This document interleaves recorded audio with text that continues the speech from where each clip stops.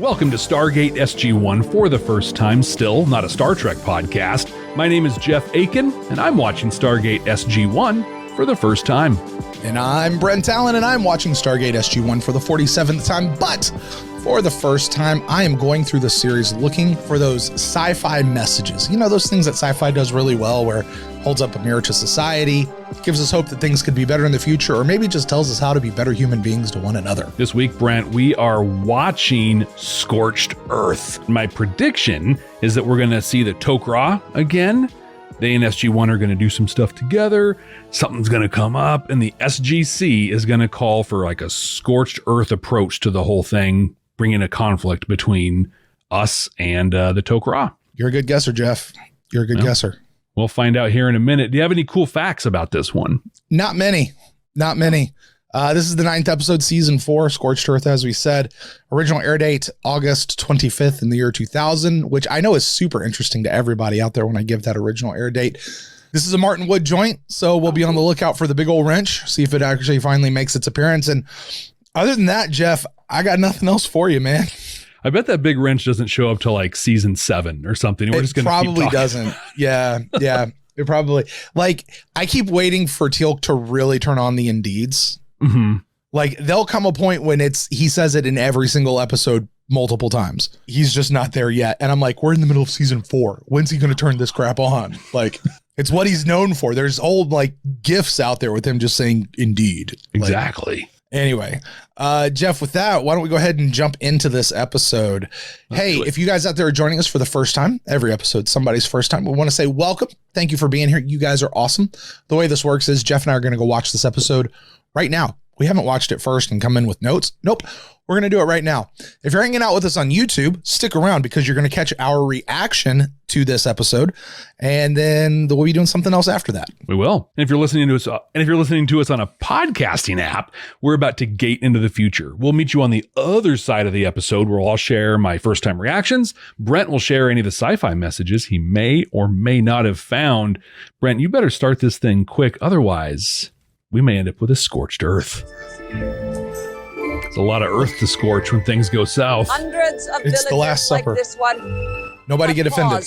to celebrate the transportation of our people to this great new land. We are especially honored today by the presence of those responsible for finding this planet for us and saving us from certain doom. How can we ever repay them? When my grandchild arrives, it will be the first Karen to be born in our new homeland. We will name the child after you, Colonel. Come back in a year and you will find this planet transformed. Help! Help me, please! What is it? It is Caleb. He comes from the west. It's so big. It destroyed our whole village. You must all flee. What are you talking about? Caleb, It's the nothing. You must see it. How about you must tell me what it is? Give it a name. Just say my name. Bastion.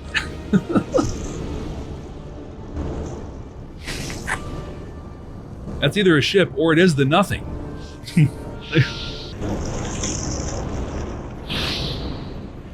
That thing's hardcore.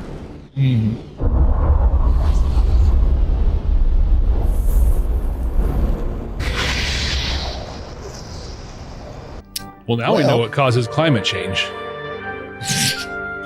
We estimate the ship to be about 2 miles in diameter. The curtain of energy it's using to sweep the landscape stretches for over 20 miles. Wow. It seems to be depositing a yet unknown gas-like substance that is spreading like a wake behind the ship. Spreading like Now, it wildfire. extends beyond the range of the UAV, but it appears to cover hundreds of miles. I wonder if it's like the medieval farming where they burn Sir, the Colonel a is right. quadrant every Based year. on the ship's current speed, I estimate it'll take approximately 26 hours to reach Hedrazar's village. But it'll take out the Stargate first. Can we evacuate the Incarans in time? I'll put SG5, 6, and 9 out looking for another suitable planet. It's doubtful they'll find one in time, sir. But you at least got to try, right? Yeah. How long can we keep the Incarans here on Earth in the meantime? A matter of days. Their condition would degrade the longer they were here. There are thousands of them outside Hedrazar's village, spread a fair distance from the gate. The point is, General, we could never save them all. Yeah, but the starfish. Remember the starfish story? Right? You can save this one. Just one. And I can save this one. Grow back. As near as I can tell, they bond with sulfur leached out of the soil.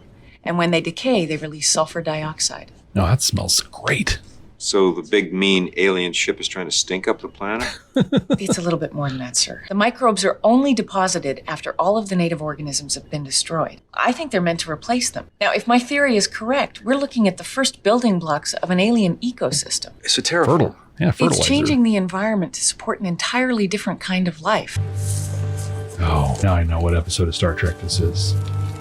It's the one where they're not going to leave their planet even though they signed it over to the Cardassians. Luke says you don't want to go? If we go with you to Earth and you cannot find another world on which we could live, we will die there. Since then, we have all prayed for a place that we could call home. Thanks to you, we have found it. We must He's got a stay little here and Byron fight for Next it. Generation With vibe what? going on, doesn't Have you he? not weapons to aid Does, us? doesn't it? I like his eyes, though. The contacts or whatever he's got in there. It's We're going to very try to cool. communicate with whoever's on that ship first. Clearly, they intend to destroy us. We don't know anything for sure. I know that if the Incaran people are to die, then we shall all die here, together. Well, there you go. Here's your reactor. You're good. Be back in 2 days and see what happened. Question is, will they listen? Well, the real question is, will they have ears? Oh, you're about to find out. And I'm going to assume yes. They were expecting us. Well, they did bring you on board. Right? Looks like some kind of tissue sample. Oh, you're in a menagerie. What? I'm not sure. Other races. Ship's that are terraforming the planet, right? What if these are the life forms it's creating the new environment for? Recreating an entire civilization. It's a nicer Millions thought. of samples. So, every one of these things is, what? Plant, animal, insects. Alien? Who knows? It's still just a guess. A good one.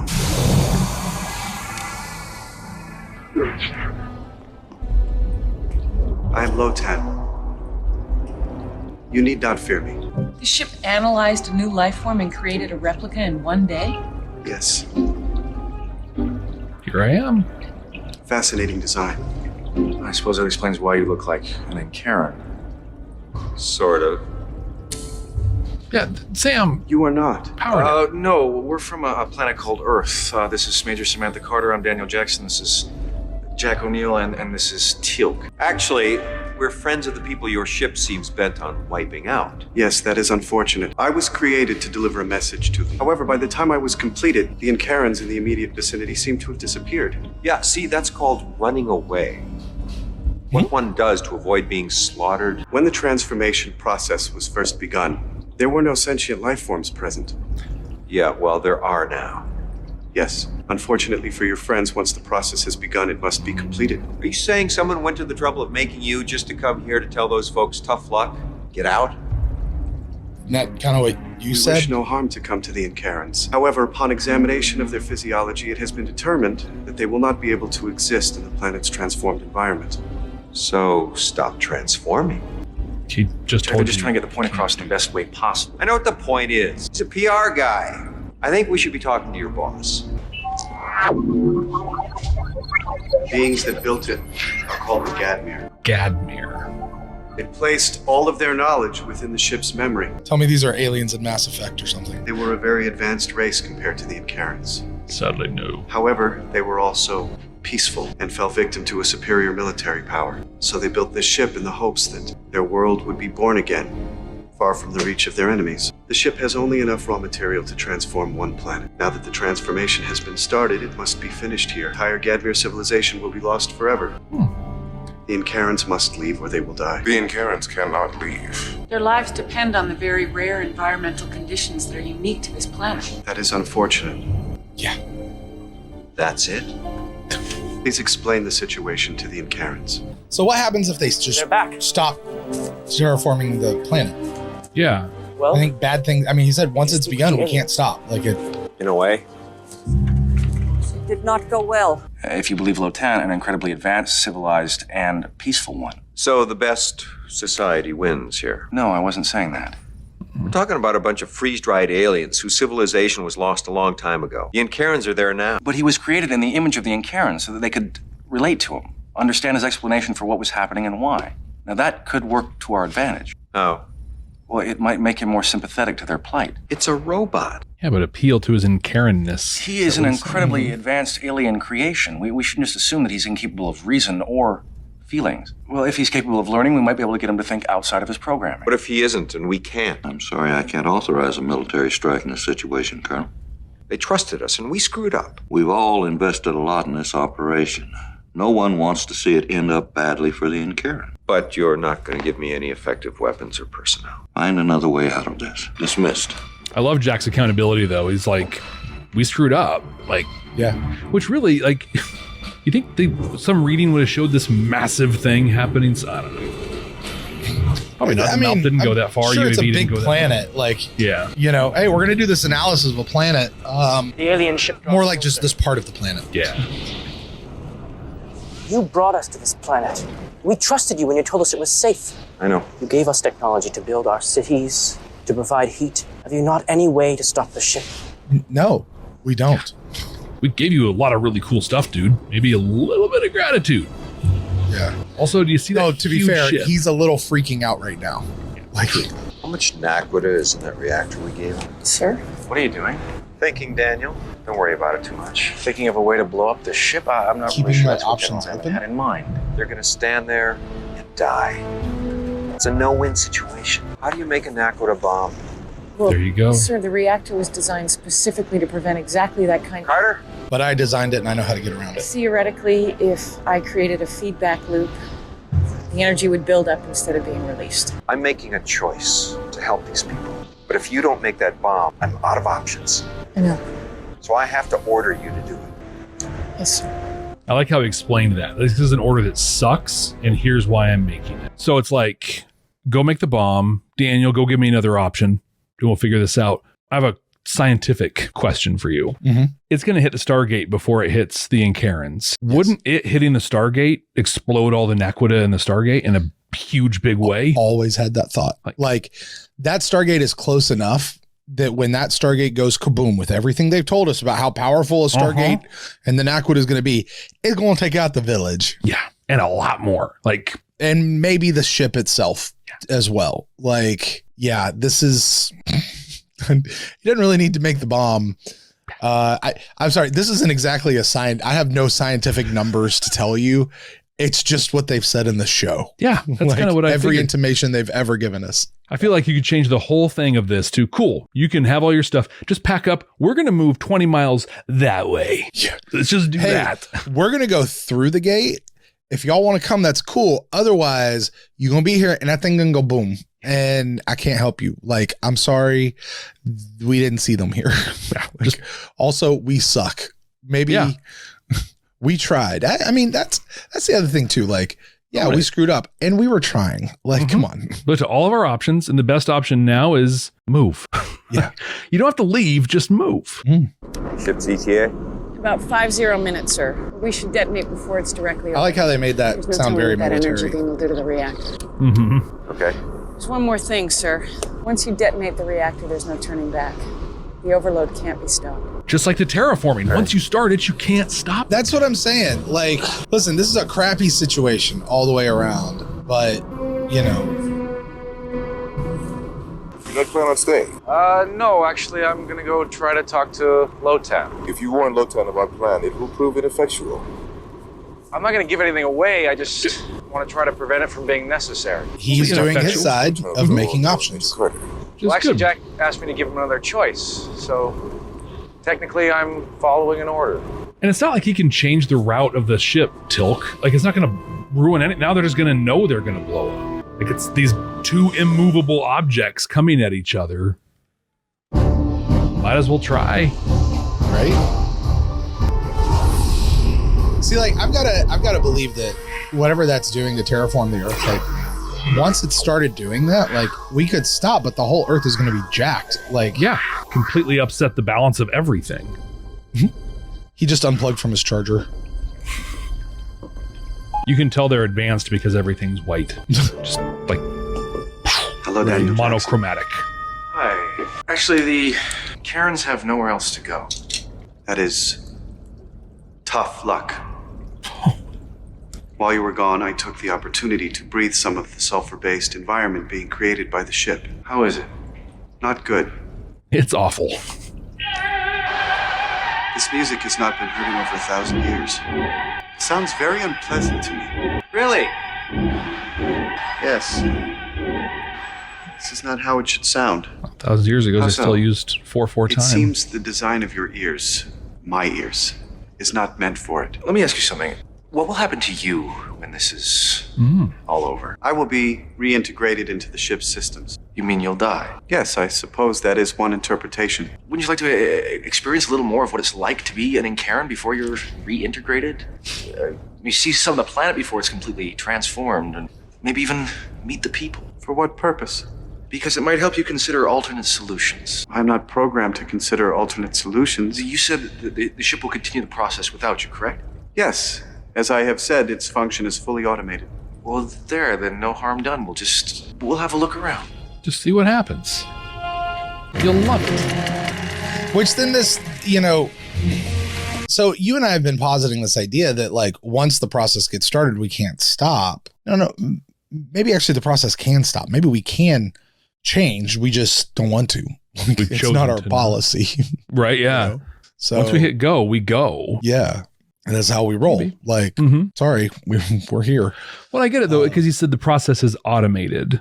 So this is all like this whole thing is running automation. The ship was probably scouring the galaxy for a planet that met some sort of requirements, found it, kicks into gear. They probably could stop it, but the people who can stop it are tissue. By the way, part of those requirements were non-sentient life. Yeah, there's your Kirk argument. They checked it out before they moved in. Jack and the team didn't. Yeah. So. But it is the Kirk argument. But is not your directive to not go? Then what is this? And then it has a feedback loop. It blows itself up. Everyone keeps their naquita. There you go. You want to talk me out of this? Yes, sir. He's going to let her, maybe. Stay in contact. Yes, sir. I mean, I do suppose their whole point with the bomb is to not let it get to the gate because they still want to use the gate. The air is not as pure as that created for me on the ship.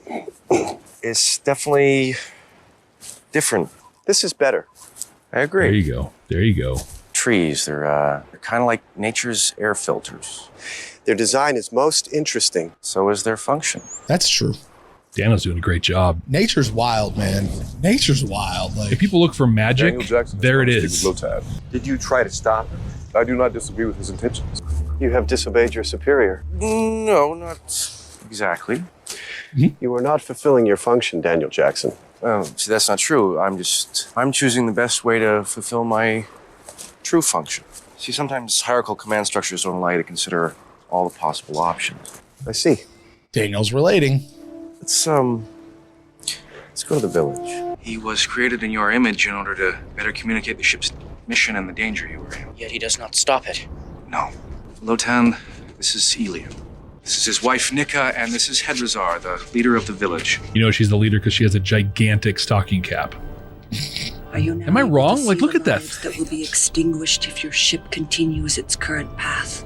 Yes, Lotan is aware of that. That one is going to give birth. Yes, to a new Incaran life. There will be no Incaran life at all. You have brought me here to elicit sympathy for these people. Yes. Well, actually, they're your people in a way, Lotan. You were created in their image. Oh, here's the Kirk. Prevent their demise, Daniel Jackson. But don't you wish you could? The ship calls me back. Well, what are we going to do, sir? The ship is almost in position. Don't blow it up. The ship has detected an unusual device. It appears to be capable of emitting great amounts of energy. And it didn't detect the people that are here. Is this device intended to try and stop the ship? As the Aaron named Eliam suggested. If you're going to do it, you have to do it now. Daniel Jackson has made his choice on him. Look at Teal pushing for something, man. He doesn't want to see these people get wiped out. Oh, there it goes. It's not going to blow. Sam messed up. Mr. Wolf, fire. Lotan, if you wanted to, can you stop the ship? It would be possible, yes. Okay. Then think about this. Think about the people down there. All the life that you will be destroying. I am programmed to serve the life on this ship. Daniel wants to punch him so bad right now. Just listen to me. You say that they were an advanced civilization, 10,000 years of history. Yes. They had laws, justice. Yes. A respect for life. Yes. Would they Then how want can this? the world be recreated through an act of mass murder? Mm. Wouldn't that be a betrayal of everything they stood for? You said you were made to communicate. You're not here simply to serve life on this ship. You're here to protect the integrity of life on this ship. There's a big difference. Are you really fulfilling your true function by allowing this to happen? Also, if you don't stop the ship, you're gonna blow up. You're gonna blow up anyway. Really? Like, we turned it on. We can't turn it off. 60 seconds to detonation. Oh! Ship has stopped on you. Daniel must have gotten through to him. Daniel, if you can hear me, you've got 30 seconds. 3-0, over. How about that device? It is still active. Yes, can you do anything about that? Yes. Yeah. Oh, probably not where you want. No. Intriguing design. Yeah, Lotan, we really don't have time for this. You beam it into How much time space. do we have? 5, 4, 3, 2, 1. Hey, does that not spread radiation into the atmosphere? Well, that was that little explosion was going to take that ship out from the ground. Well, no, it was just so like far away that it looks tiny. It's actually forced perspective and all, Jeff. That's fair. That's fair. You didn't actually see how far it sent it. We were desperate. It was like at the moon. So now they've sulfured the land and radiated the I must atmosphere. eventually resume the transformation process on this planet, or the Gadmir civilization will be lost. I know. Many millions of planets were scanned to match the right conditions for the transformation. Only one met the specifications. Well, maybe the Incarans don't need exactly the same environment as the transformation process, just a very similar one. And you know their physiology better than anyone. Do any of the planets scanned by the ship match the needs of the Incarans? And if there's a gate on that other planet, problem solved. Even better. And if not, you got a big A ship, so True. Here, this planet would be appropriate for the Incarans. Earth. that was an episode of Deep Space Nine. I regret that I did not consider this possibility, Daniel Jackson. Well, you would have gotten there eventually. This planet was rejected by the ship because 3 of the parameters were not correct. The core temperature was too warm, the size was too large, and there were intelligent life forms already present. There's one. Intelligent life form. Yeah, Gould. Based on the description, I believe they were in Karen. What? Oh, it's the home world. Yeah, there's no gate. Hey there, guys. Funny story. What shall we do now? Go home. What is it? Lotan would like to offer you a compromise. I require that you give up this world. We found the original Incaran homeworld. What? We'll take you there. What? How? The Incaran homeworld has no Stargate. Well, actually, I have this friend with a big spaceship who's willing to take them. It's a nice spaceship, too. Yes. Once you are safely to your home planet, I will be reintegrated into the ship's systems, and the ship will return here to complete the transformation process. Does it have to happen? Part about you being integrated? Daniel's kind of come to like him a little bit. Yeah. What other option is there? Stay with them. Are in Karen. You must stay with us. That is not contrary to my programming. Just make sure you take along a charger. Lotan says thank you. He'd like that very much. We are going home. Hurrah! All right, we're just gonna fly over here real quick. We'll drop you off. We'll be back. We'll take over the planet. All those cities y'all made, they're going bye-bye. Probably fine. It'll be all right. See the problem here. What's the... All right, Jeff, well, we've just finished watching Scorched Earth for the very first time. Jeff, take us through it, man. I like to use big words like serendipity and fortuitous. And so I made one up. Juxtaposition? That's your word. I'm not going to take that from you. You can have it, dude. It's okay. It's not mine. I don't know. I like it. It's a good word. It's a good word. Yeah. I made one up for this one that I'm calling plot-tuitous. It's very fortuitous and totally serves the plot. That was a long, long walk to get to. Hey, remember that homeworld we said was totally lost? And yeah, it ain't so lost. I know exactly where it is. Like, Let's just take you there. We can take you back there. How's Turns out we don't need another planet. We have the planet. Yeah, I got that. And doesn't even matter. It doesn't have a gate because even though I don't have enough resources to finish terraforming another planet, I have enough resources to load you up, fly you all the way there, fly all the way back, and then finish terraforming this one. Well, I mean, one way you're just talking about, gas. The other way you're talking about like sulfur, full on terraforming, whatever that requires. I guess I really wanted to like this episode, and I just kind of don't. We talked during the episode itself that it just didn't make sense. There were too many just little things strung together, like, oh, we're going to make this bomb that's going to blow the thing up with this from this Naquita reactor. Also, there's a gate with just metric tons of Naquita that's going to blow it up anyway. So what? And then we see the bomb blow up, and it's like this big, this little tiny, and it's like, what? I mean, force perspective, whatever. Come on. Yeah. And then we talked what they built it up to be to what the effect was that we actually got did not match at all. It was really underwhelming.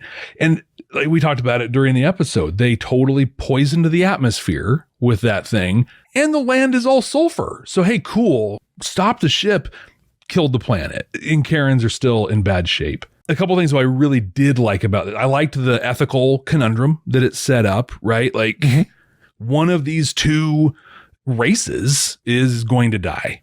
Like, we don't have a way out. Jack is dead set on finding the thing, says to Daniel, hey, find me another option. And there is no other option until there is. And I actually completely, totally love how they got there. How Daniel went and just connected with Lotan, took the time, got to know him, did the Star Trek thing, talked, listened, did all that stuff. It was amazing. He took all of that interaction from him and talking about the Star Trek thing, he totally Captain Kirk'd him. Is not your prime directive the integrity of this life and this destroys the integrity? Are you here to destroy it? No, I don't want to destroy it. Then why could you do this? Because it will destroy it. But I'm not here to destroy it. Exactly. So you can't do this. Classic Captain Kirk. And the way Daniel slow played the whole thing up, built that relationship just to hit that in a way that mattered. That was awesome. I loved that part of this episode. So what I'm hearing from you, Jeff, is you really liked this Star Trek episode. Yeah, this was a good Star Trek episode. Yeah, right. A very good Star Trek, the original series episode. That's also had flavors of the Next Generation. This reminded me of the episode from the 7th season, Journey's End, where there's the group on the planet that was supposed to get ceded to the Cardassians, and they're like, nope, this is our land. We're not going. It's like, started with that. Then they added the ethical conundrum to the whole thing. But well, then there's also the Deep Space Nine episode where you had the group who I'm almost positive, Jeff, the leader of that group is the same lady who played the leader of this group in this episode. Really? Almost positive. I think so. I'm probably way wrong about that, but I think she is. But they came on board, was it Deep Space Nine? And they're like, yeah, it turns out Bajor's our new home. We're taking over. This is where we're supposed to be. You're transplanting us to a new world because our old world doesn't work for us anymore. Like, yeah. I think it was her, actually, now that I think about it. Pretty sure it was her. Pretty sure. That's her thing. She's like, hey, I play this role. It's what I got. I can hit all the big sci-fi shows because they're all going to do a version of this. Yeah. By the way, Lotan, I looked him up. The guy who played him, Brian Mickelson, something like that. He was in Next Generation, Voyager, Deep Space Nine, Enterprise. He looked like a guy. I was like, oh, he's that guy. But then I'm like, no, he looks like that. He's like dime store that guy. But apparently he was that guy. No, he is that guy. Yeah. He has over 170 credits to his name. Wow. And like the most amount of episodes is like 30. Okay. Of any single like show. Most of them are like 1 or 2. Yeah, that's a great career though. That's how you do it. I was going to say that dude's worked a lot. Right from the go, I loved that we had Gata from Battlestar Galactica on here in a very pre-BSG, like by months or days pre-BSG role. He looked so young. Yeah. They did a good job with the makeup and stuff on BSG, but that's a good show. But yeah, that's my thought on the episode. Tracking board. Nothing to I don't have anything. Yeah, nothing. No Daniel death, no Sam boyfriend, no Indeeds, and no For Crying Out Louds. I had a couple opportunities for at least the Indeeds and the For Crying Out Louds, but I don't know, maybe they're trying to make this heavier or something. Brent, were there any sci-fi messages that you found in this one? Oh boy, were there. Oh yeah. I got to tell you, Jeff, I came out of this episode almost always feeling the same way you're feeling right now. Like, I want to like this episode. I just kind of don't. Although watching it for the messages, I'm kind of like, I'm kind of dig this episode. Yeah, there's a ton. Oh my gosh. They all kind of revolve around the same thing. Do they hit the litmus test of mirror to society, hope for a better future, how to be better to one another? Not really, but they still hit the other stuff, the other sci-fi stuff. And honestly, Jeff, this episode very, very much reminds me, once I start thinking about it, of the Voyager episode, the classic, definitive, much extolled and much debated Voyager episode, Tuvix. Oh yeah. Think about it. So here's the question. Who has priority? Who has priority? In Tuvix, you had a being who was an amalgam of two other of our main characters. Those characters had effectively disappeared and merged in together to form this all new being, this all new character. This character had sentience. This character had life. This character had fear of death. And there was a way that you could get the two original characters back, but it would mean destroying this new character. So you have two characters who are gone and a character who is here in front of your face. Mm-hmm. In this episode, you have a society which is gone. The whatever they're called, Lotan's Gadmir. The Gadmir. They're gone. Great civilization. Phenomenal people by all accounts. Amazing. Lots of culture, lots of technology, lots of history. Good, solid folks that we probably want to be friends with. Mm-hmm. But they're gone. They have the potential to come back, but they're gone. In the meantime, you have the Incarans here now, right in front of our faces, saying, we don't want to die. We want to be here. This is why I will always, always, always fall on the side of the Tuvix argument. Tuvix, and I remember going through this when I did Beam Me Up with Matt, like Tuvix was right there in your face. Tuvok and Neelix were gone. Sad. Very, very sad. But they were gone. It was not a sacrifice. You weren't sacrificing them. You were potentially getting them back, and you do that. You were going to destroy it. Oh, such a messy thing. Side note, I very much appreciated in the book, the autobiography of Catherine Janeway, where there's a little blurb, spoiler alert to anyone who hasn't read it. There's a little blurb where she talks about in her memoir how that one instance is the thing she still questions herself about. Oh, wow. On an internal, like I very much appreciate that, like within the fictional world of that Janeway still harbors this thing of whether or not she did the right thing or not. Makes sense. Because she didn't. Anyway. Agreed. So, and this is a classic sci-fi question, Jeff. It's a great question. Who has priority here? You know, there's no, I think there's a very clear cut right and wrong answer here, but you effectively doom an entire civilization to extinction, but they're already pretty much extinct. Like that's my big issue there. Yeah. You already pulled out the whole Star Trek. Gotta talk. I mean, it seems like this is the thing that we come back again, time and time again here on Stargate. And we keep pointing back to, because it's the thing. Hey, how do you solve most problems? Talk to them. Jack wanted to blow them up. That wasn't going to solve anything, because not only were they going to be blown up, guess what? The whole thing's going to be jacked up as it is, and the Incarans aren't going to make it very long either. Exactly. And that's assuming that they weren't victims of the blast itself. That was a huge blast. That was massive. Like, huge, right? And it wasn't so far away. It was like right here in your face. Daniel getting in and talking and appealing to this guy and finding the workaround. And turns out everything just lined up. Oh yeah, actually we do know where the home world is. Let's take them back there. I still want the second half of the story when they get back and like the Incarans over generations have evolved and are like, yeah, you don't belong here anymore. Right. Yeah. And they reject them. It's like, wait. So anyway, can I put my finger on a message, so to speak? I don't know that I really can, but I love the discussion. And I think this is where sci-fi really is at its best. Star Trek, when it's at its best, sci-fi in general, is not when it's providing answers, but when it's setting up a question and then letting you see both sides of it and then not answering it and letting you, the viewer, grapple with it and make the discussion and figure out how to go forward with it and what it means for your life. So I don't really know how to take that and apply that forward. I don't want to get into the relating it to political issues of today, of who owns what land, or political issues of the past and who owns what land and what people are gone and what people are still here and what little remnants are. I'm not going to get into all those conversations, but I think that really is where this kind of a conversation begins to apply.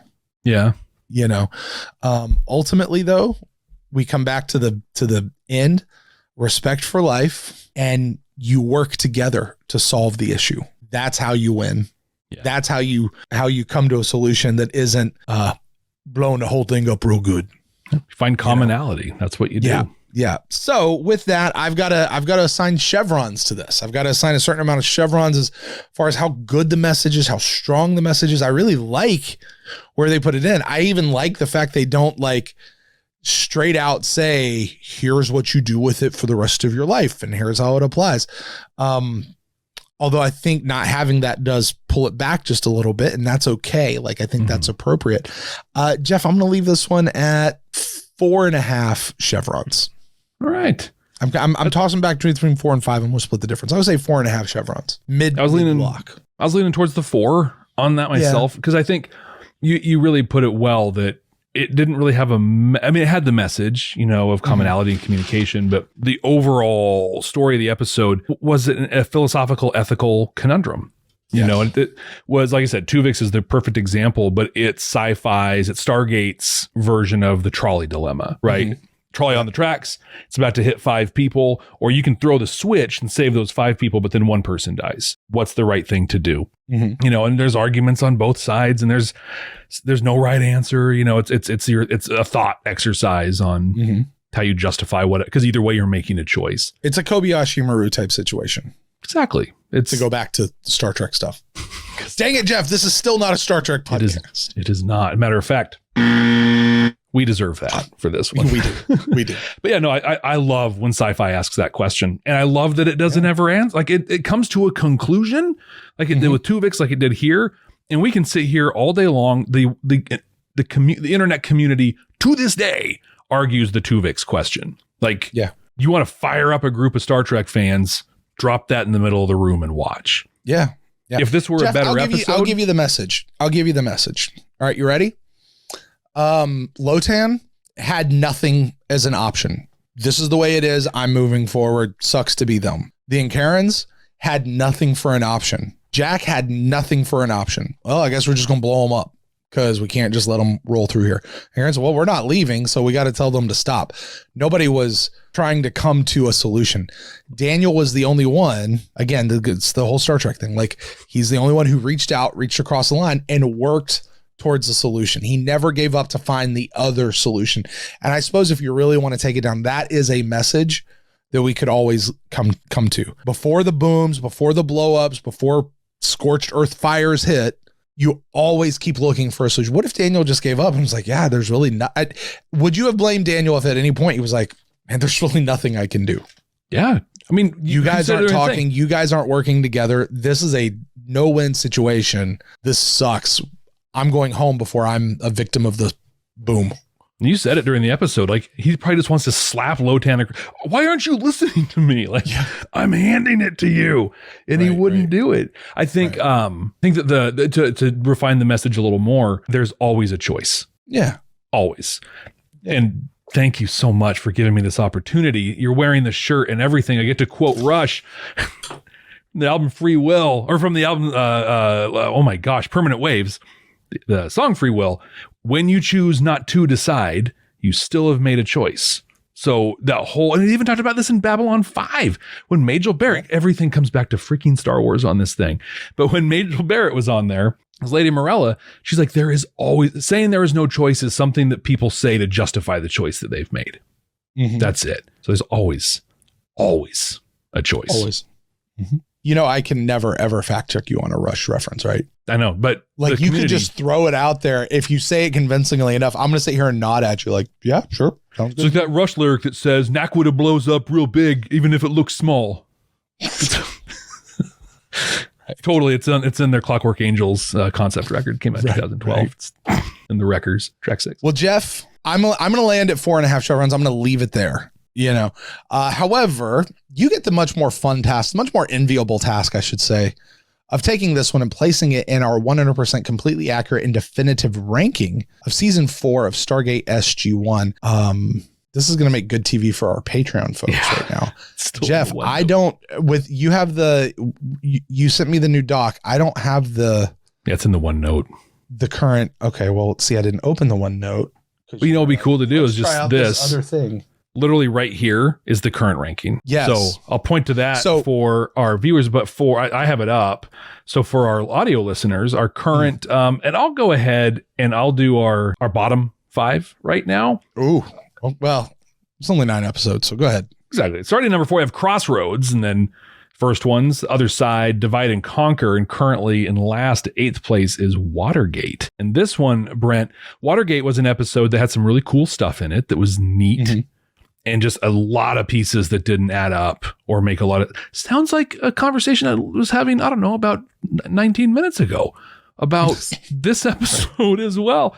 But I'll tell you what Watergate had going for it was an incredible performance by Marina Sirtis. This had Gaeta in it in kind of an annoying role. So this, Brent, is going to be our number 9 on the episode, on the season so far. It's fair. I can't argue with that on that. I really can't. Well, Jeff, that's going to do it for us here for Scorched Earth. Next time, title of our episode, Jeff, you're going to get to make a guess out of the blue. Pull this one, out of your ear.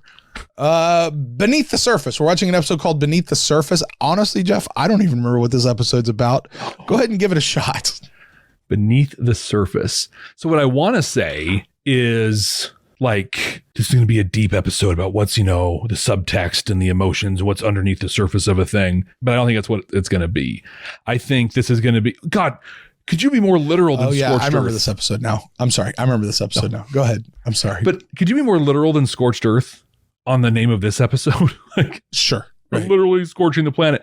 So I'm going to go super literal on this one. SG1 is going to find a subterranean race. Like, they're going to be on a planet, nothing here. Early on, there's going to be some signs. They're going to end up beneath the surface, under, in a cave system, underground in some way. And, okay, they're underground. So what? Well, you know what? Why not? They're underground and there's some environmental issue and they need to find a way to help these people transplant to somewhere else. It's basically the same episode as that we just watched, just instead of someone burning the planet, they're stuck underground. You're a good guesser, Jeff. Sure. I will tell you that this episode is an exact lift, almost to the T, almost like Emancipation style lift off of a Star Trek Voyager episode. Really? And we'll see what that is next week, right here on Stargate SG1 for the first time. Still not a Star Trek podcast. Thank you guys so much out there for joining us out here as I leave Jeff to wonder exactly what that is. Don't forget out there, guys, folks, why don't you subscribe to the channel, to the show, to the podcast, wherever you get your entertainment platforms, choices, however you do that. Please, if at all possible, leave us a rating and review. That's just one of the best ways to help other people know that this is a cool show and they should check us out just like you have. And the best thing you can do if you guys really want to help this show grow is to remember to share this show with somebody that you know who loves Stargate SG1 or someone who needs to fall in love with the series for the first time, like my good friend Jeff over there. So until next time, I'm going to get out of here. Hey, my Brent. name's Brent. That's Jeff. Yes, Jeff. What's up, buddy? Listen, I have a confession to make. Okay. What's that? I'm actually a biomechanical representation of the life here on your planet. What? Dude, you're being ridiculous now. What does that even mean? Contraya! Oh, for crying out loud.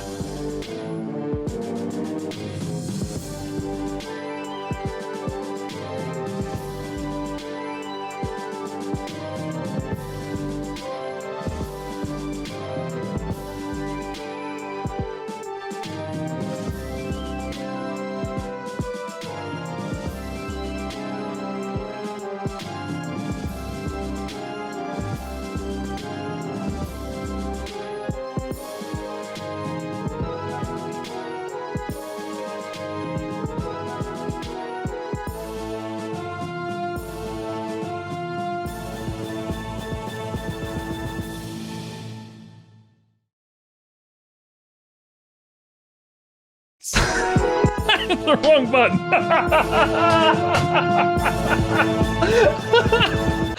It's been a while. That's it's been a while. That's right. It's been a minute since we've actually done this. So if your finger memory is not there, off by a I don't little blame bit. you. So that finish, I don't know if this will make the YouTube edit or not. So if you're on YouTube, and that was a throwback to a thing Brent said about Lotan. So I got that's it. all that was. I know you did. I got Just it. looking out for our peoples. I think I know what Voyager episode. What do you think? Is it Workfront or Workforce? Workforce, yeah. They end up underground, same. like doing slave labor kind of stuff. Memories are gone. They're somebody else, and they got to slowly whatever. And we get ready to watch that episode. Only it's not a two-parter; it's just a single episode. Thank God, that shouldn't have been. Isn't it? I don't know. I think it says a lot. It's another one of those episodes every show does at some point. Yeah, everybody does the hey, we're going to send you underground, and you're going to lose your memories and join a workforce. Situation. We say that a lot, and I have kind of disparaged on it sometimes, but honestly, at the point SG1, like in the timeline of sci-fi, is at this like impetus between classic sci-fi and what we now know is like hyper serialized, big money sci-fi. So these stories, it's not that they're necessarily rehashing, but these are the stories for sci-fi at this point. And even this big, the big Battlestar Galactica and all this stuff, like they're still telling these same stories now, just slightly different ways and spread out over more episodes. But so it's not a bad thing they're rehashing them. Everyone does it. Well, and you got to almost believe that people are out pitching episodes all the time, and you're going to see some episode ideas cross over. I mean, this was also the time, remember, we got Armageddon and Deep Impact in the movie theaters within like a few months of each other. Yeah. Which were the same movie. And there was a few other movies that basically they were the same movie, like big, huge blockbuster, Twister, both independent. Twister had a doppelganger of like another like storm thing or whatever, which by the way, like by the time this comes out, it was almost a year ago, but like, did that really need another version? Like, here's the thing. So they do this thing now where effectively they reboot an old movie. They remake an old movie. But instead of doing it as a remake, they draw a tiny, tiny little connection, and now it turns into a sequel instead of being a remake. Just make it be a remake, folks. Like, it's okay. Like, I get it. You start remaking movies 20, 30 years down the line, you introduce it to a new generation, whatever. Technology changes. You can do some new cool stuff. I mean, think about it. I imagine the technology now versus the late 90s, mid 90s, where they had the tornadoes and everything. That looked really cool back then. Actually, Twister still holds up in my opinion. But what they can do now, I mean, God, they could do some cool stuff with that film. Seriously. Yeah. And I haven't seen it yet. I never watched it, but for no reason other than I just didn't care. Like, I'll never watch it. Zero interest. Yeah. I won't say never, but like it would be, we're all sitting down one day and the kids put it on and I'm sitting there or something like that. And I just said that now Patreon's going to be like, we want you to do a reaction to it. I'm like, damn it. Which, hey, by the way, if you'd like to get Brent and Jeff to do a reaction to a particular movie of your choice, head over to Patreon and you probably can find a way to make that happen. Yeah. I'll be honest. Like even at the time of this recording, pimp ourselves out like that. Oh yeah. No shame at all. But I want to, like, there's been a couple, even as we record this, that people have requested and stuff that I've done, a series, a movie, a few other things that were really good. Things I never would have checked out on my own. So please do head over. I still have a few in my back pocket that people have said, hey, we want you to do this. We want you to do this. And I don't know if you've done those independently on your own, but like they're on my list of like, I should, as soon as I get several hours to sit down and do this. Yeah. I would do that. Hey, a couple of notes I didn't get to from the show. Oh, in today's episode, the girl that played Nika, is that the wife of Gata? Yeah. What her real name is Nikki Smook, and Nikki Smook. I know she that happens name. to be the she's done other stuff, hasn't she? I recognize probably. She is the wife of the executive producer Michael Greenberg, who is Richard Dean Anderson's business partner with that Gecko film. We always see that card at the end. Yeah, that's their production company. So she got an in. The other thing too, you remember the episode Window of Opportunity? Mm-hmm. Loved that episode. That's they're golfing through the gate and all that sort of stuff. Well, that was the first episode that aired that was written by the team of Joseph Malazzi and Paul Mully. Yeah. I talked to you about them. They're going to go on to write a whole lot of Stargate here over the next several seasons. That actually was the second episode they wrote. This was actually the first episode they wrote, even though it's playing, 5 episodes later. Okay. But Malazzi they played the right one first, by the way. Yeah. Yeah, right.